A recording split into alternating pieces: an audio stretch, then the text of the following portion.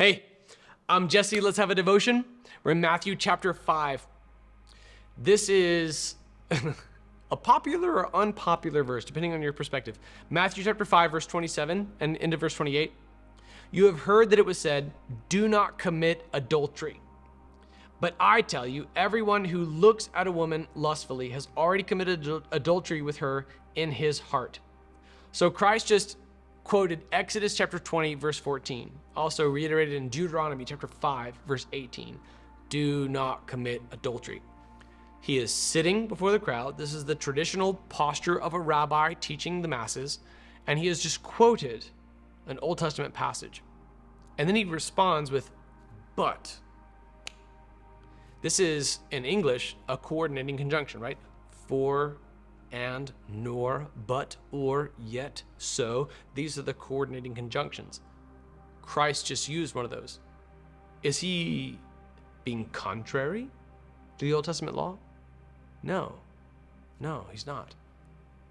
He's showing us all how drastically short we all fall from it. You might hear the command, do not commit adultery, and like me, say, I have never committed adultery. And then as a result, think to yourself, I am righteous. But, Jesus says, everyone who even looks lustfully has already committed adultery in the heart. Well then, we're all adulterers. Yes, that's the point. That is exactly the point. Okay? I tell you, everyone who even looks at a woman lustfully has already committed adultery with her in his heart. It's not enough just to not commit adultery. It's not enough just to not have murdered.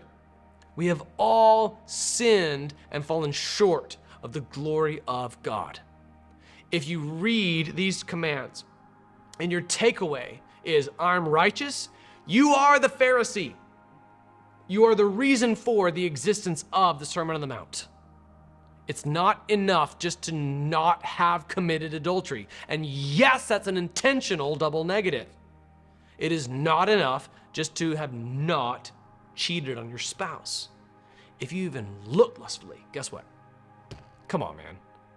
You think you're gonna get away with sin on a technicality? You're sinning and you know it.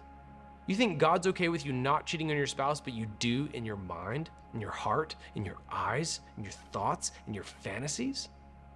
You think God's okay with you looking at pornography, even though you've never cheated on your spouse? In your heart, that's adultery, man. That's the same thing.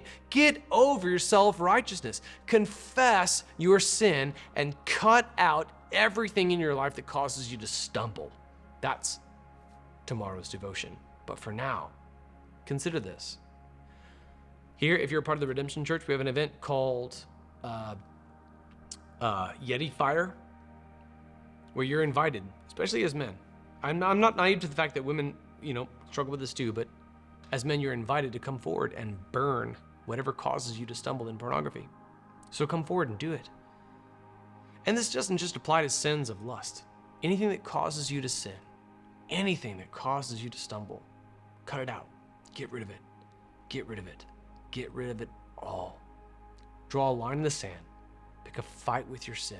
Holiness is either important to you or it is not. So make a decision today and follow Jesus.